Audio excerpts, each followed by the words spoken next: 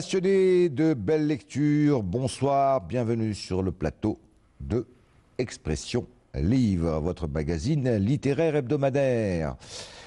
Eh bien, ce soir, nous avons toujours la joie, parce que, un habitué, c'est toujours une joie immense de recevoir et mon ami, et une grande essayiste, mais pas seulement aussi, hein, parce que de la poésie, de l'écriture, autres. Jo Ramhis Ouksel, bonsoir. Bonsoir, merci de m'inviter, de faire la promotion de mon livre. C'est important. Ah, j'espère qu'on va faire plus que la promotion. Oui, bien sûr. Hein, on va faire aimer. Découvrir. Voilà.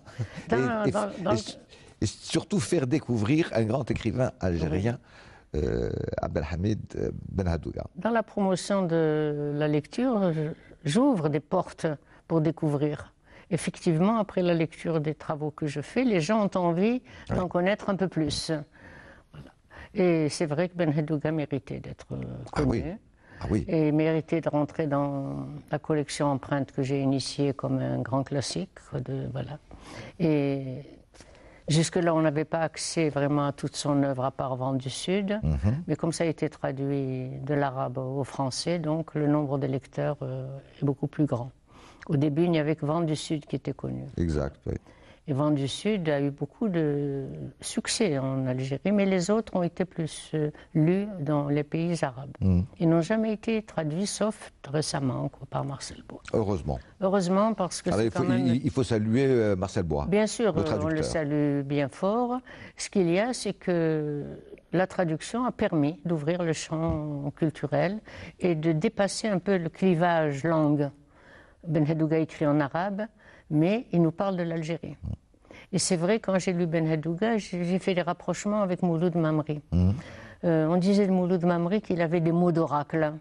Et bien Benhadouga, il a des expressions percutantes qui vous marquent. Par exemple, dans un des titres, j'avais écrit « Il me suffit d'être un homme pour avoir horreur du mensonge, de l'injustice ». Vous voyez ? C'est quand même une belle phrase. C'est magnifique. Il me suffit d'être un homme pour avoir horreur de l'injustice. Il a tout dit. Ouais. Alors plusieurs fois, non seulement vous, Jo Ramhis, mais également, puisqu'à la fin de votre ouvrage Benhadouga, La vérité, le rêve, l'espérance, je rappelle, paru aux éditions Casbah, collection Empreinte, on voit que des hommages ou des interviews qui ont été faites, il y a souvent le mot visionnaire qui apparaît. Et c'est vrai que ce qui frappe chez lui en tant qu'intellectuel, qui est intègre, de grande probité intellectuelle, sans compromission, il a vu venir, comme tout intellectuel ou tout poète, ils sont des visionnaires, il était vraiment avant-gardiste. Il y a 30 ans, même plus, dans des périodes extrêmement difficiles. Je ne dirais pas qu'il a eu l'audace, parce que c'est plus que de l'audace. Pour un intellectuel, dire les vérités, c'est quelque chose de c'est une obligation. Tout à fait normal. Oui. Donc, il ne se pose pas la question est-ce que je dis ou je ne dis pas. C'est presque une nécessité. Et donc, il a vu venir les dérives de l'Algérie post-indépendante. Je vais citer une phrase qu'il avait dite lors d'un texte qu'avait signé Wassine El Araj en 92, un très bel hommage dans le Moudjahid. Et Benhadouga dit « L'écrivain, c'est celui qui pose les problèmes dans la perspective d'une vie meilleure ». Je crois que tout est dit au niveau de son travail. C'est ça justement parce qu'il y a un constat d'une situation difficile, mais à aucun moment il ne perd l'espoir d'un changement, parce qu'il croit au pouvoir des idées, il croit à la volonté du peuple. Oui. Mais après, lorsqu'il y a eu la révolution, tous, que ce soit Djaroud, que ce soit Rachid Mimouni et Benhadouga, ont pris conscience d'un énorme travail à faire, qu'il y avait une autre révolution à faire, c'est lutter contre l'immobilisme et les pensées sclérosées. Et c'est ça qui empêche d'avancer. Tous les héros des œuvres de Benhadouga s'inscrivent dans le champ de l'évolution de leur société. Ils voudraient que ça change. D'abord l'instruction, pour eux, source de progrès. Ensuite, avoir abordé les problèmes. Il aborde le problème de la terre et de cet amour viscéral pour la terre, le problème des femmes. Il aborde le problème de la religion. La langue. Et surtout, il y a plus de 30 ans, alors que la situation n'était pas décrispée, il aborde le problème de la langue, mais d'une manière tout à fait sereine. Étant lui-même bilingue, il ne se pose pas dans un champ clos. Voilà. Du tout. Donc, c'est quelqu'un qui disait, qui a vu l'erreur fondamentale qui a été faite, dont on récolte d'ailleurs les conséquences au niveau de l'école. Il a vu qu'on aurait dû établir des couloirs entre les langues de façon à le passage, et que la langue française, elle a été la langue du dominant, mais on ne devait pas la marginaliser parce qu'elle était nécessaire pour travailler, pour avancer. Alors, vous, votre travail sur l'œuvre de Benhadouga, qui est immense, hein, comme il faut savoir qu'il a été romancier, nouvelliste, poète, dramaturge, il a fait des pièces radiophoniques, puisqu'il a été responsable. Sketchs, hein, des contes pour enfants même. Hein, donc, son éventail est excessivement large. Vous avez décidé, parce qu'il faut toujours, malheureusement, sinon ça serait 2000 pages. Vous avez décidé de travailler, d'analyser, de faire connaître. De développer les grandes idées. Voilà.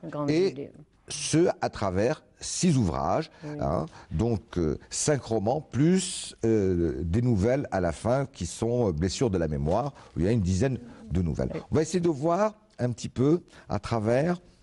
Moi j'ai choisi, mais je vais m'en expliquer, parce qu'on bien sûr, c'est trop long sinon. Ce serait trop long. Et puis non, il faut laisser découvrir aussi à ceux qui nous regardent. Je vais vous expliquer mon choix. Bien sûr, Vent du Sud, hein, on va en parler. La mise à nu. Parce que là se trouve dans le monde rural, l'autre dans le monde urbain. Et puis Blessure de la mémoire, parce que d'abord c'est son dernier ouvrage, 96, là où il nous quitte, et puis parce que il a un autre ton au niveau des nouvelles. C'est encore un autre ton. Dans le ton, il est plus incisif, plus caustique. Tout à l'heure, on parlera de la statue. C'est vraiment des nouvelles qui sont percutantes. Il y a beaucoup de non-dits, mais en fait, elles disent des vérités cruciales. Il y a une des nouvelles qui est vraiment très, très amusante, hein, et en même temps tragique. On demande à un écrivain d'écrire une nouvelle, de raconter comment il vit dans une société de dictature. Voilà. Et lui se pose la question... Qu'est-ce que je vais faire? Non, je dis, je ne vis pas dans un pays de dictature. Comment je vais faire pour trouver la matière de mon livre? Et dans la nuit, il rêve. Et il trouve prétexte, je l'ai d'ailleurs à la page... il trouve prétexte que c'est le rêve, et il va donc écrire sa nouvelle. Et il va imaginer qu'il vit dans un pays de dictature, etc. Il va en donner tout à fait une image très amusante. Effectivement, il gagne le concours. Oui. Et alors, attendez. J'ai perdu la page, mais je la retrouverai. Et donc, on lui érige une statue dans le jardin public. C'est donc une reconnaissance pour avoir en fait été dans le système, hein, c'est ça, donc c'est très très amusant. Et la nouvelle s'appelle Statue sans tête. Oui, la statue sans tête. Quelle page? Alors c'est page 218, 219. Voilà. Et alors cette statue, les gens passent, les gens ne savent pas qui il est. Qui c'est, oui. Donc les gens ne savent pas qui il est, donc il entend des réflexions désagréables. Au début, il avait dit, pour vivre dans un régime despotique, il faut qu'un écrivain soit arriviste ou opportuniste, ou qu'il ne connaisse de l'écriture que le dessin des lettres. Mais ce que donnent des lettres, si on les rassemble en mots et en phrases pour signifier liberté, justice, dignité, cela lui échappe complètement. c'est vraiment... Ça mérite réflexion. Absolument. Ensuite, donc... En fait, ouais. Jawhara Mhiz, ces 10 nouvelles que... Le titre est très, très symbolique. Bien sûr, de la mémoire, qui est la dernière nouvelle. Hein, Oui, que oui. c'est, bien sûr. Et en fait, ce sont presque pas des nouvelles, je dirais que ce sont de petits contes philosophiques. Oui, c'est vraiment un court récit qui donne à réfléchir. Ouais. Qui donne à approfondir. Par exemple, lorsque la statue se met à parler, il lui dit « Toi, tu vois le monde s'assombrir, mais tu peux marcher. Moi, je suis fixé ici, immobile, muet, et j'entends les insultes proférées à voix haute ou dans le secret des cœurs, sans pouvoir bouger. Qu'en dis-tu ? Si tu n'avais pas recherché l'immortalité, Voilà. et entre guillemets, nous serions restés à l'abri des regards, nous aurons vécu dans la paix. » Voilà. Ça veut dire beaucoup de choses, ça. Voilà. Et ensuite, il lui demande de la faire disparaître. Alors, il lui dit « Arrache-moi d'ici, je t'en supplie. Ne me laisse pas en butte aux vexations. Si tu ne peux m'arracher de ce lieu, brise-moi la tête en 1000 morceaux. » Et la tête C'est symbolique. C'est symbolique. C'est La des tête idées. étant le C'est des siège de idées. l'intelligence, Voilà. etc. Et alors, il commence l'œuvre de destruction. Et un policier arrive, il lui dit « Tu es fou allié. Tu saccages le patrimoine national. » Et le policier l'arrête. « Je vous jure, c'est ma tête. C'est ma tête que j'ai cassée. » On le prend pour un fou et on le retrouve dans une maison de rééducation. Et j'ai bien ri parce que monsieur, un écrivain qui a lu mon livre, m'a écrit un petit mot très très gentil et il m'a dit à propos de Ben Hadouga, attendez, je trouve le passage. Il disait, en dépit des tragédies évoquées par l'auteur, j'avoue avoir ri en lisant l'histoire de l'âne d'Apulée, hein, Oui. de son ancêtre latin, et celle de la statue sans tête. Dieu merci, je ne risque pas d'être surpris en train de casser la tête de ma statue. C'est un grand écrivain, c'est M. Louillot, que je salue d'ailleurs. Voilà. Et c'est très riche. Et ce même monsieur qui avait lu le travail que j'ai fait, parce qu'on fait beaucoup d'échanges culturels, il me dit, à travers votre analyse, j'ai apprécié la lucidité visionnaire de l'écrivain, qui, tout en évitant le manichéisme, dénonce les blocages de la société, s'en prend à ceux qui estiment détenir la vérité, et met en garde contre les utopies et les mythes qui conduisent inexorablement à la désillusion, leçon universelle. Il dit à présent en France, tandis que certains courent après la forme nominale du verbe, si vous vous rappelez ce passage dans Le Vent du Sud, d'autres cherchent l'avenir dans le passé. C'est magnifique. C'est très beau. Alors, on parlait tout à l'heure d'immobilisme. Hein. Alors, je me suis posé un peu à droite et à gauche la question pourquoi cette thématique revenait assez souvent chez Abdelhamid Ben Hadouga. Et puis, bon, je ne citerai pas son nom, quelqu'un qui l'a très bien connu, m'a regardé, il m'a dit tu connais les iguanodons? Je dis oui, je sais très bien ce que c'est qu'un iguanodon. Il me dit et ça te dit rien? Je dis si, ça me dit un texte de Antonio Gramsci. Alors il me dit eh ben voilà, tout simplement. Il me dit Ben Hadouga adorait la lecture de Gramsci, qui avait dénoncé en disant dès qu'il y a immobilisme, la société ne peut faire que reculer, hein, ou tomber dans l'abîme. Hein. C'est toute la thématique de ces différents ouvrages ou poésies, et on va le voir à travers déjà Vent du Sud. Parce que moi j'ai choisi d'abord Vent du Sud parce que c'est l'ouvrage le plus connu de Ben Hadouga. En plus, Simriad en a fait un très beau film, donc il est pardon. Et puis il se passe un moment où l'Algérie est encore très rurale. Hein. C'est vrai. Oui, puisque ça se passe dans les années 70, tout début des années 70. Et lui, elle a le courage d'aborder le problème. Il était pour ce qu'on appelait la révolution agraire. Donc il dit, elle va bouleverser le monde rural. Et il y a encore Maintenant, c'est beaucoup moins sensible, mais il y a encore un fossé entre le monde rural dans notre pays et le monde citadin. Bon, il va y avoir un personnage, parce que c'est souvent des personnages féminins chez Benradouga, qui va faire ce lien.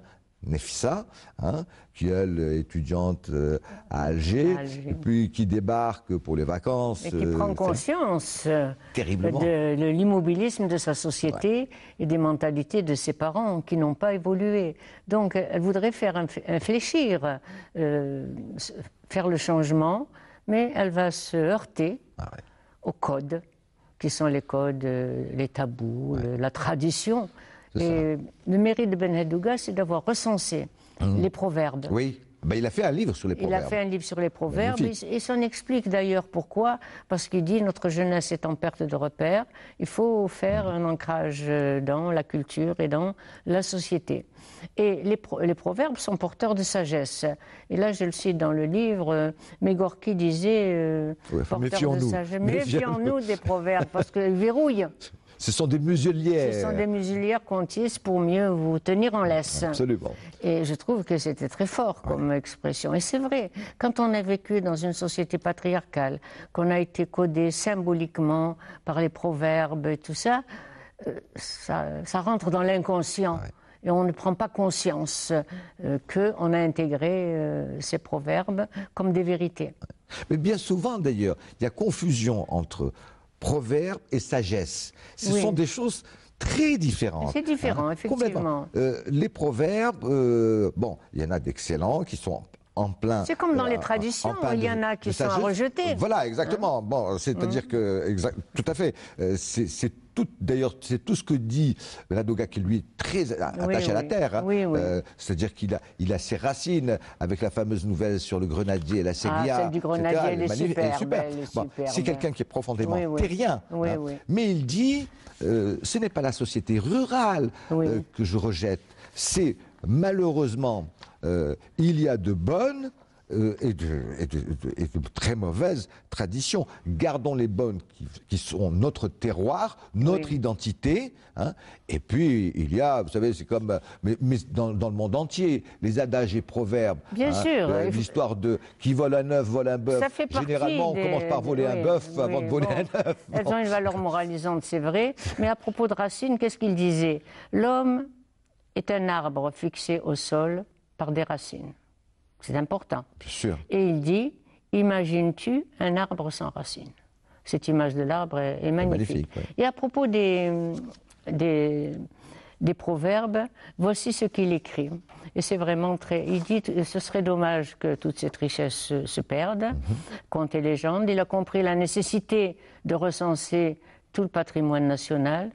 Pourquoi? Il a compris qu'il était nécessaire de donner aux jeunes en perte de repères des éléments pour les ancrer dans leur société.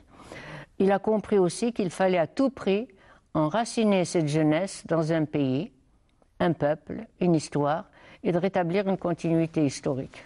Car les multiples ruptures ont été préjudiciables à la reconnaissance de soi. C'est pour ça que les Algériens n'arrivent pas à se situer. C'est pour cela qu'ils s'autoflagellent tout le temps. Ils n'ont pas retrouvé leur personnalité. Et ensuite, impérativement, il insiste, et ça c'est très fréquent chez Benradouga, sur les aliénations multiples qui font que le jeune n'arrive pas à se situer. Il est toujours en quête de lieu, en quête de sens, en quête de soi. Et c'est vrai que... lorsqu'on discute avec les jeunes, ils vous tiennent tous le même langage. Ils sont vraiment perdus. Et lorsqu'il y a des jeunes qui prennent conscience, ils se rattachent à des personnes âgées, comme ceux de ma génération, et ils nous disent souvent, racontez-nous comment c'était avant. Et je crois que le fait de leur raconter, de leur accorder de l'importance, ça leur donne un peu de l'importance. Alors justement... il y a par exemple dans le Vent du Sud, on reprend dans le Vent du Sud, 3 personnages féminins qui sont justement 3 personnages où on voit. Alors, il y a la mère de Nefissa, qui est elle, carrée, c'est-à-dire qui... elle est le produit d'une société. Voilà. Et puis, surtout, il ne faut rien toucher. En fin de compte... Il faut que rien ne bouge. Elle ne va que retransmettre le pire, je dirais, de ce qui est l'immobilisme, hein, même quelquefois le rétrograde moyenâgeux, hein, ce qui va faire parce qu'elle n'a pas pris conscience. Elle n'a pas pris conscience du tout. Aliénation. Et puis parce que son mari est comment on appelle ça, ce qu'on appelle le machiste parfait, le maître des lieux. Il y a Nafissa, sa fille, qui est une révoltée, hein, bon, qui n'accepte pas cette société, elle en veut pas, elle veut la briser. Et puis au milieu, et c'est ça qui est très intelligent chez Abdelhamid Ben Habdouga, au milieu, il y a Rahma. Alors, Rahma, bon, elle n'est pas dans la modernité, c'est clair. Mais elle est dans la culture. Mais elle est dans la culture. Elle est dans la culture. Par exemple, toute la scène où elle explique au berger au jeune homme, la symbolique, de sa poterie, parce qu'elle est potière. C'est l'héritage de l'ancêtre. Voilà. Ça, oui, elle dit, il faut garder. Hein. C'est-à-dire, je vais te montrer ce qu'il faut. Hein, le relais du passé, voilà, le relais excellent, d'où on vient, qui sommes-nous, hein, comme ça tu ne perds pas tes valeurs, ton sens, etc. C'est un très très beau passage. Il y a aussi le fait que quand Nefissa a quitté la maison, le mari s'en prend à la mère, il lui reproche de n'avoir pas éduqué sa fille, elle a vécu dans la terreur du mari, elle est battue à mort, mais elle a été battue, mais elle a pris conscience qu'il était possible d'avoir une autre vie. C'est ça. Et que sa fille, cette fugue de sa fille, l'a réveillée. Donc elle prend conscience que sa vie aussi est une vie ratée. Et là, je crois que d'enfermement. Oui, et là, je trouve que Ben Habdouga fait preuve vraiment d'un grand humanisme et qu'il a un regard vraiment d'une grande générosité sur les femmes. Mais le personnage de Rahma est très attachant. Magnifique. Femme discrète. Surtout le jour de son enterrement. Ah oui. Ce sont des pages éblouissantes parce que, bien évidemment, c'est symbolique et on sait que ça y est, un monde est terminé et clos, il est fini. Ce monde-là, le vrai monde, hein, qui n'a pas, qui est ce que nous sommes, nous, en tant qu'Algériens, eh bien, avec l'enterrement de Rahma, attention, la perte. Il y a une perte énorme et le risque, c'est que ça soit ni des valeurs, disons, modernes, entre guillemets, qui vont prendre le dessus, mais ça va être plutôt les formes les plus obscurantistes. Hein, il le dit d'ailleurs. Il le dit. C'est pour ça qu'il est visionnaire. Et ce qui était formidable, c'est que Rahma, elle meurt et elle a demandé à ce que sa maison soit transformée en école. Oui. Alors qu'elle-même, elle est analphabète. Hein, donc, je trouvais que c'était vraiment génial. La transmission du savoir. Elle transmet le savoir. Et cette idée, puisque toutes les œuvres de Ben Habdouga sont ancrées dans la société, il cherche à faire évoluer les mentalités. Bon, les révolutions, c'est toujours des ruptures brutales, mais pour lui, l'instruction, c'est très important. Il le dit d'ailleurs, l'école est un tracteur. La mosquée est une charrue antique. Il montre le décalage. On ne peut pas nier le cours de l'histoire. L'histoire va avancer de toute façon. Et il le dit vraiment d'une manière tout à fait sereine. Et tous ces personnages s'impliquent pour éduquer le savoir comme source de progrès. Dans le livre sacré, le premier mot, c'est « Iqra ». Donc tout est là. Et la thématique de Ben Habdouga est extrêmement riche. Il y a le problème de la terre. Alors là, il y a l'attachement viscéral de la terre.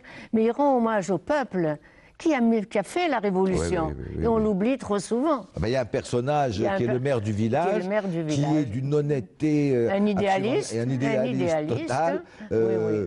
Qui, en plus, bon, on ne va pas raconter parce qu'il faut que les gens lisent Le Vent du Sud, mais qui a une culpabilité terrible par rapport à une histoire d'amour. Partagée entre l'idéal et l'amour de la jeune fille. Il se sent fautif de quelque chose. C'est une grande culpabilité. Terrible. Terrible. Eh bien, on laisse découvrir au lecteur l'objet de cette culpabilité. C'est une scène absolument extraordinaire quand tout d'un coup, parce que Nefissa est partie assez jeune, et tout d'un coup, il retrouve avec sa ressemblance. bien-aimée, parce que c'était la sœur Zolira, je crois, Zolira, qui ressemble tellement à sa sœur. il est, tous les souvenirs lui Ils reviennent. reviennent, hein, Et là, toute sa vraiment, Ben Hadouga le culpabilité. raconte très très bien. Ah, c'est Mais la des culpabilité, pages. elle est immense. Constamment, elle apparaît vraiment dans les interlignes. Bon, on ne va pas le raconter, on va laisser Alors, il faut savoir aussi découvrir. que dans Vent du Sud, c'est pas le titre n'est pas gratuit puisque C'est c'est Rih Ghibli. al-Janoub, Vent du Sud, Et c'est très... tout le livre Oui. est fait avec cet enfermement Le Ghibli. Ghibli qui rend fou, qui rend une atmosphère lourde. La seule chose qui donne un peu La seule d'aération, ouverture. c'est quand même la flûte du berger. Ah, cette flûte du berger, j'ai trouvé que c'était d'un romantisme Ah, c'est beau. extraordinaire. Cette jeune fille qui fantasme, en fait, Oui, sur lui. sur ce berger et cette musique. Et d'ailleurs, quand le berger a été rejeté, lorsqu'il a voulu s'introduire dans Sale l'Assemblée, berger, qu'elle lui elle lui dit. dit sale berger, Sale etc. berger.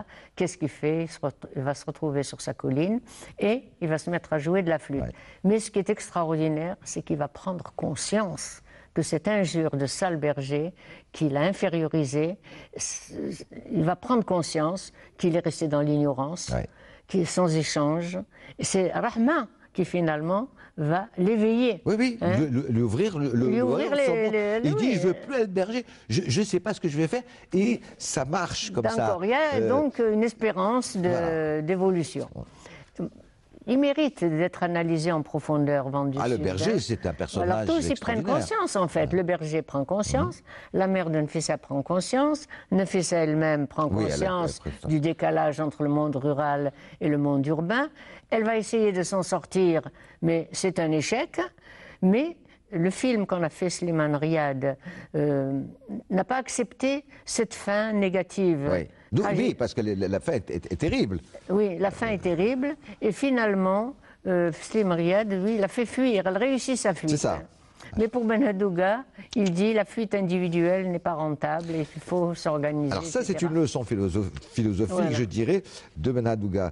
À la fin, il dit, attention, on peut évoluer, je veux dire, seul, mais ça ne changera pas. Ça ne changera pas. Ce qu'il faut, Ça c'est reste- faire évoluer la société. C'est ce qui Donc, arrive. la fuite en avant, Oui, oui. c'est-à-dire je vais m'en sortir toute seule ou tout seul, ne sert pas à grand-chose, parce que de toute façon, vous allez retrouver sur un autre enfermement. C'est la société qu'il faut faire évoluer. C'est Voilà. ce qui arrive avec Dalila, qui pensait que la révolution lui permettait de s'inscrire dans la modernité en toute liberté.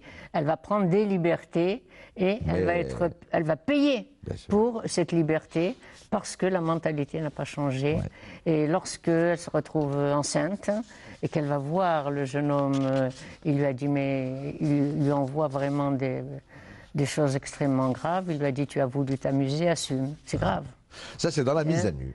Comment, dans la mise Dans à la nu. mise à nu. Alors, la mise à nu, c'est un roman. C'est pour ça que j'ai choisi d'en Et parler. le titre est symbolique. Bah, hein. c'est très symbolique, Oui, oui, très comme tous les symbolique, titres effectivement. Oui, de oui. Ben Hadouga. Alors, la mise à nu, alors, on part dans un autre monde, hein, et à un autre moment de l'histoire de l'Algérie, puisque ça se passe Toutes les étapes des toutes les romans, étapes de oui. l'évolution, ça se passe dans les années 76. Hein, c'est le milieu urbain. Qui va faire une radioscopie des changements, des mutations dans la ville. Hein. C'est une famille aisée, hein, 3 garçons qui ont bien réussi, 4 jeunes filles chacune avec son caractère, et puis une cousine. Ah oui, l'histoire de la cousine, C'est beau, ça. c'est l'ancrage le plus total dans la société traditionnelle. Voilà. Hein. Elle est accusée à tort sur une erreur de lettres, etc. Donc on croit qu'elle est enceinte. Alors son oncle appelle le père, qui est un ancien moudjahid et qui vient avec tout son Le armement. personnage du père est très important. Le personnage Pourtant, du père est très il important. Il est n'apparaît tout- oui. que même pas quelques pages Oui, oui. dans le Mais il est roman. très fort. C'est très fort comme impression. Il symbolise véritablement la pureté révolutionnaire. Voilà. Ceux qui ont fait la révolution, qui ne demandaient rien après 62, Absolument. mais qui ont leur honneur à défendre, Oui, oui. et qui sont excessivement perspicaces parce qu'ils voient là où le vrai mal se situe. Et là, vraiment, il a démonté vraiment le vice et l'hypocrisie. Parce que cette famille qui vit comme une caserne dont que les enfants Oui, dénoncent, parce que le père s'appelle général, la le mot mère, général, etc. le commandant, c'est Mais la femme. Ben Hadouga dénonce l'hypocrisie de cette société qui, comment vous dire ça, il y a un décalage entre le discours et leur... C'est à peu près le personnage positif, oui. c'est Reda. Voilà. Bon, Reda, il incarne un peu modestement la nouvelle génération d'étudiants éclairés qui prennent du recul avec les événements et qui espèrent, lorsqu'il se promène avec sa cousine en tout bien, tout honneur, il y a quelqu'un qui l'agresse presque et ne comprend pas qu'on en soit arrivé à cela. Hein? Donc, et lorsque sa cousine se retrouve en difficulté après l'histoire dont on l'accuse... C'est le seul à la défendre. C'est lui qui la défend, et là c'est magnifique. Il lui fait un magnifique poème pour la consoler. Vraiment, j'ai trouvé ça d'une extrême beauté. Ouais. Très, très romantique. Long poème. Un long poème, effectivement. En hommage à la femme. À la femme, et puis à sa place il dénonce dans la société. Cette hypocrisie sociale, bien sûr. Alors, dans la mise à nu, ce qui est extraordinaire, c'est que, en fait, Abdelhamid Benadouga, qu'est-ce qu'il dit? Il dit, bon, dans le monde rural, soi-disant, ça pouvait s'expliquer parce qu'il vit avec des vieux schémas. Des vieux schémas, etc. Des vieux schémas. Mais là, on est dans une famille aisée, soi-disant moderne, dans la ville, chacun a un métier, etc. et tout ça. Ça n'empêche en aucune façon ni l'hypocrisie, ni encore là l'immobilisme, puisque à la limite, le père dans Le Vent du Sud est totalement semblable, mais d'une autre façon, avec le père dans La Mise à Nu. Et le père qui fréquente un peu les milieux opportunistes, les milieux riches, donc le fils dénonce un peu ce comportement. Ouais. Et la mère est pareille. La mère est pareille, et le jeune homme qui devrait être le pilier de la maison, le fils, on découvre, étant marié avec des enfants, qu'il a une aventure. Donc c'est l'écroulement, en fait, de toute une société. Je voudrais vous lire le poème que fait Reda. Nous avons 1000 fleurs, abreuvées d'eau et de lumière, qui peuplent les palais, hantées par les princesses. Nous avons 1000 fleurs revêtant les jardins, parures pour les yeux, enchantement des cœurs. D'où vient telle musique, ce son chant de la ville, inconnu des prés sous la lune, multiples mélodies? Il est des chants d'indignation contre toute oppression, il est des chants vigoureux, éveillant la révolte contre la tyrannie. Ça rappelle un peu le poème de Mamri dans Le Fun. Oui, Le Fun. Lorsqu'il dit qu'en trop de misère, qui est un vent, qui rend fou, dit-on. Oui, bien sûr. Et c'est vrai que le personnage de Reda est extrêmement sympathique. C'est le seul positif. C'est le seul positif, c'est vrai, au niveau masculin. Qui voit le fonctionnement de l'intérieur. Et voyant le fonctionnement de l'intérieur, il se met en retrait. Et il ne se laisse pas absorber par tout le fonctionnement de cette société. Parce qu'il a un ami qui fonctionne aussi, comme une caserne, quoi. Voilà. Et puis, même ses amitiés extérieures, il a un ami qui est très riche, famille, etc. Oui. Et puis, il regarde ça, il se met de côté quand il y a des fêtes, trucs comme ça, ou regroupement, c'est une belle villa. Donc, il a un regard tout à fait extérieur. Est-ce que en fait, parce que Abdelhamid Benadouga, tout ce qu'il dit dans ces différents ouvrages que vous avez choisis, mais pas seulement. Mais ça mériterait d'être approfondi, parce que ça n'est qu'une étude pour donner envie de lire. Par exemple, il y a une phrase que j'ai retenue. Il disait: les rêves authentiques, c'est au pays qu'ils se construisent, pierre par pierre. Vous voyez, donc le rêve, c'est ça. Le rêve, c'est de construire le pays, mais de ne pas le fuir et de l'abandonner. Il y a ça, et de dire, c'est vrai qu'on a été emporté par le souffle à partir de 62, et heureusement qu'on y croyait, des choses ont été faites, mais maintenant il s'agit de faire une autre révolution parce que il y a eu des dérapages. Alors, on le voit dans le monde rural, on le voit dans le monde citadin. Il dit, en fin de compte, c'est globalement toute la société. Si on n'y fait pas attention, et c'est là, encore une fois, qu'il devient visionnaire, il dit, si on n'y fait pas attention, moi je vous le dis, surtout dans ses nouvelles à la fin, en 85, il dit, attendez, voilà où on en est arrivé. Hein. C'est-à-dire, je sais pas, je vous avais prévenu, oui, oui. mais on n'y a pas fait assez attention. Hein. On a construit un État, mais sans civisme. Hein, à un moment donné, c'est extraordinaire. Voilà, c'est les histoires des gosses qui cassent les ampoules gratuitement. Oui, voilà, dans la ville. Mais l'idée directrice, en fait, c'est que l'instruction comme source de progrès. Et il va essayer de lutter contre toutes les attitudes fatalistes qui oblitèrent la réflexion. Le fatalisme, c'est très confortable. On ne se pose pas de questions, on n'évolue pas et rien ne change. Donc cette idée de fatalisme, c'est quelque chose qui est très très profondément ancré chez nous. C'est comme ça de tout temps et ça ne changera jamais, alors que cela peut changer. Pendant longtemps, on a cru que la présence coloniale était indestructible voilà. Et qu'il serait là de toute éternité. Eh bien, il y a eu quand même des gens qui ont pris conscience et que cela était possible. Mais le plus grave, c'est que ce sont les femmes qui sont aliénées et qui reproduisent le schéma patriarcal.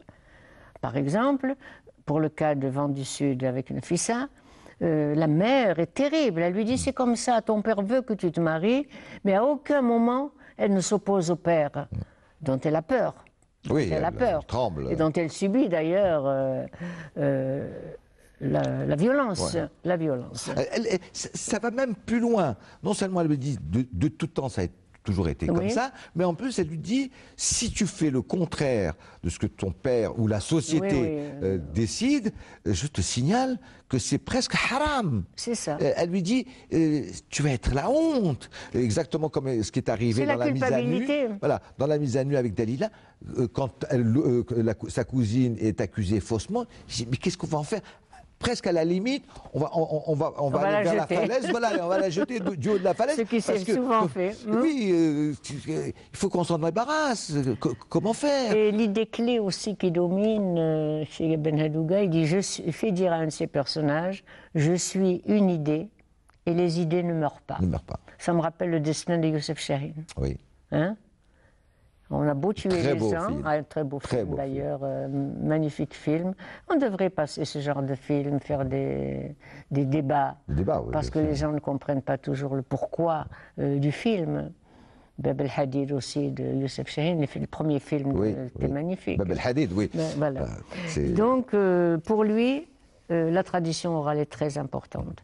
Toutes ses œuvres sont ancrées à des moments de l'évolution de l'histoire.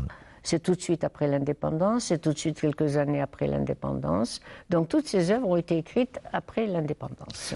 C'est ce qu'il a toujours dit quand il faisait des déclarations, lors d'interviews ou lorsqu'il écrivait des chroniques. Il disait il faut choisir. Un écrivain, il a le choix. Soit il défend certaines valeurs. Et pour moi, qu'il écrive en français, en arabe, en tamas, ça m'est complètement égal. Il parle de nous, il parle de l'Algérie. Et ça m'est complètement égal. Il le déclare. Hein, il dit, voilà, je vais vous citer la phrase, elle est très belle.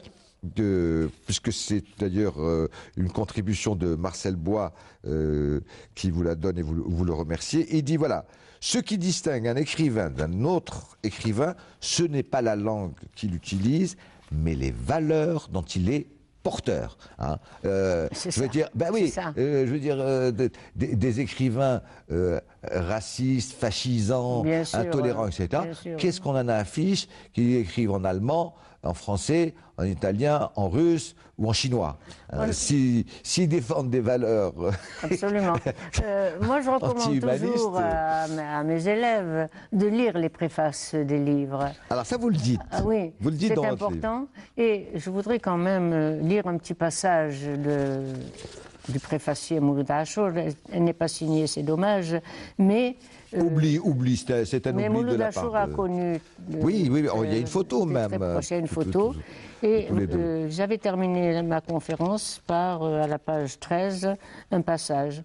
Servi par une parfaite maîtrise de la langue, une vaste culture, une curiosité intellectuelle inlassable et une fine connaissance de l'âme humaine, l'homme de lettres dont la voix, grâce à la traduction, a pu atteindre de larges auditoires chez nous et ailleurs, a su faire porter ses idées par une prose facile, fluide, expressive, d'une lecture extrêmement agréable. Il a su transférer dans l'univers de la fiction romanesque une diversité de situations, d'événements, de comportements individuels ou collectifs, grâce à laquelle son œuvre est un livre ouvert, relatant demi-siècle d'histoire. Tout à fait ça. Tout est dit. Donc, le problème de la langue, bien sûr, aurait mérité qu'on le développe, mais pour lui, il fallait établir des couloirs entre les langues et qu'aucune langue n'est à rejeter. Et il signale un peu le danger du monolinguisme, d'une langue qui n'est pas porteuse de progrès, d'une langue qui n'est pas porteuse de valeurs qui nous appartiennent. On comprend très bien ce qui nous arrive en ce moment, ne serait-ce qu'au domaine, dans le domaine de l'école. D'ailleurs, il a fait une très belle contribution quand il part avec d'autres écrivains. Ah oui, en Allemagne, je crois, en ou à Allemagne, Paris. c'est ça. Oui. Et il dit, ben voilà, je suis avec deux écrivains qui écrivent en langue française. Moi, j'écris en langue arabe. Où est le problème? Oui. Je ne comprends pas très bien. Est-ce que nous sommes tous les trois des écrivains algériens ou non? Et il dit après, quand on a fait une soirée en l'honneur de la littérature algérienne, il dit mais pour les étrangers, ils ne nous voyaient pas, lui écrivant en arabe, l'autre écrivant en français, ils nous voyaient comme des représentants de la littérature algérienne. C'est tout. Hein? Donc il dit, je ne comprends pas. C'est nous qui nous posons ce problème, parce que de l'étranger, ils ne le voient pas comme ça du tout. Hein? Alors, vous avez fait un très bon choix pour les annexes, je trouve, vraiment. Là, je laisserai les téléspectatrices et téléspectateurs, quand ils achèteront le livre, comment il s'appelle, l'hommage que lui rend Mohamed Dib un très bel hommage. Après sa mort, en 96. C'est quelques lignes, mais ah oui, très. C'est flamboyant. Très fraternel. Oui, très fraternel. Parce que ce n'est pas l'écriture de Mohamed Dib généralement. Non, c'est pas son style. Hein. Moi qui ai connu Mohamed Dib, vraiment, c'est un homme d'une très grande réserve. Oui, alors que là... Très grand calme. Oui. Et là, il se livre d'une manière lyrique. Oui, parce qu'il devait y avoir certainement la photo d'Abdelhamid Benadouga, là. Regardez-le, ses yeux, etc. Eh bien, regardez, il est là. Regardez bien, voilà à quoi ressemble un grand écrivain. Jamais... Mohamed Dib ne commence avec autant un texte comme ça. Voilà. Il est emporté. Et à propos de la littérature algérienne dont vous venez de parler, aussi. Au temps du colonialisme, nous ne considérions pas la langue française ou arabe comme un critère fondamental pour l'algérianité de la littérature. Qui oserait murmurer que l'œuvre de Dib n'est pas de la littérature algérienne? Des générations ont vécu de sa trilogie. Qui oserait dire que les œuvres de Mimouni, de Djaoud, de Marzac Baktash, blessé à la tête dans une tentative d'assassinat, ne sont pas de la littérature algérienne? Non, tout est dit là. Mais malheureusement, il y a eu une époque où on a été victime d'une idéologie réductrice, d'effacement de notre culture, de notre passé, de notre histoire. Alors, pourquoi, à votre avis, Dioram Hiss, je rappelle le titre de votre ouvrage, Benhadouga, La vérité, le rêve, l'espérance, paru collection empreinte chez Casbah Éditions. C'est un des grandes figures, une des plus grandes figures de la littérature algérienne. Pourquoi cet écrivain est pas seulement notre jeunesse? Oui, mais il faut se replacer dans le contexte aussi, et puis dans le niveau de l'école. Vous savez, on arrive à ce paradoxe, c'est que les enfants ne maîtrisent plus aucune langue. Donc il faut leur ouvrir l'esprit d'une autre façon, il faut les éveiller, il faut leur faire, développer l'esprit critique, l'intelligence, la réflexion. Or, il faut reconnaître que tout cela, l'école a failli. Dans le titre, La vérité, c'est une nécessité pour un intellectuel de dire la vérité. C'est aussi vital de ne pas désespérer et que le rêve donc est possible, mais au-delà du rêve, il y a l'espérance. On a tous rêvé, après l'indépendance, d'un pays avec une qualité de vie où les gens seraient heureux. C'est ça le grand problème. Est-ce que vous ne pensez pas, hein, c'est une question, hein, Oui. moi j'ai un début de réponse. Est-ce que vous ne pensez pas que c'est parce que Abdelhamid Ben Hadouga, autant dans sa vie, parce que c'était un militant politique. Et puis il a occupé des postes très hauts et voilà, culturellement. Et des postes excessivement importants dans sa vie professionnelle, puisqu'il a été dans la direction de l'ex-RTA. Mais dans ce pays, on ne voulait pas de ces gens. Voilà, du tout. Et puis là, il était dans un poste politique très important au moment de la décennie noire. Est-ce que vous ne pensez pas que c'est parce que justement sa vie de militant politique, sa vie professionnelle, il était plus connu là, à manger, si vous me permettez, sa notoriété en tant qu'écrivain? Oui, je crois que ce qui domine chez lui, c'est d'abord son écriture. Donc il n'y a pas de compromission chez lui. Oui. Il ne s'implique pas dans aucun... La preuve, c'est quand il y a eu à la télé, comment il s'appelle, cet imam qui sévissait, c'était le Razali. Oui. Eh bien, il a eu le courage de supprimer des émissions parce qu'elles étaient vraiment ravageuses pour notre jeunesse et notre pays. Et d'ailleurs, il a sévi d'une manière extrêmement dangereuse. Hein. Et il a eu le courage d'envoyer au pilon, comme on dit, des interventions parce qu'elles étaient vraiment destructrices pour l'Algérie. Il faut quand même lui reconnaître ce courage. Ce qui est très très important, c'est que pour lui, on peut vivre autrement. Et qu'il suffit de peu pour que pour que l'Algérien puisse vivre. Mais comment agir sur les mentalités? Pour lui, il n'y a que l'instruction et l'ouverture. Oui. Et c'est pour ça que quand je fais la promotion de la lecture, c'est dans cette perspective que je travaille, les faire réfléchir sur les sujets de leur pays. Quand on leur parle de fatalité, quand on leur parle de religion. Charlatanisme. Le charlatanisme, il le dénonce dans une soirée extraordinaire. Ou le faux savoir aussi. Le faux savoir. Le faux savoir. Et puis, celui qui ne sait pas grand-chose, le borgnirois au milieu des aveugles. Alors, il y a quelqu'un, bien sûr... Qui a appris par cœur un livre, alors les gens il le resserre à chaque fois. Mais en fin de compte, d'abord, il l'a appris par cœur, point barre. Oui, et puis alors... C'est même pas ce qu'il y a... Il n'a même pas compris son contenu. Comme les autres sont ignorants, celui qui sait un peu devient le maître. Et alors, à un moment, il y a à la page 41, on lui pose la question, parce qu'ils abordaient le problème sur les docteurs du Coran, entre guillemets. Et ensuite, quelqu'un lui pose la question, il lui dit, Maître vénérable, qu'est-ce que c'est que le socialisme? Alors il lui dit, les docteurs, entre guillemets, restèrent muets de surprise. Mais le maître vénérable eut immédiatement la réponse. Le socialisme, c'est la forme nominale du verbe. Je décline. Ah, c'est magnifique. Il a été socialiste, il est socialiste, le socialisme. Voilà. Quel humour corrosif. Ah non, oui, il est très, très corrosif. Il y a vraiment beaucoup à dire. Hein. Voilà, on va maintenant, malheureusement, nous sommes au terme de l'émission, nous arrivons au terme de l'émission. Non, alors, mais il est à découvrir. Hein. Vraiment. Il est à découvrir. Il faut savoir que les premiers écrits qui sont des nouvelles de, je veux dire, pas seulement celle du Grenadier, elle est magnifique. Pardon? Celle du Grenadier. Ah, le Grenadier, et la Séglia est magnifique. Ah, oui. Il faut savoir que Abdelhamid Ben Hadouga a commencé à être édité, à écrire à partir de 1960, c'est-à-dire sous le colonialisme, puisqu'il a été un grand militant anticolonialiste. Oui.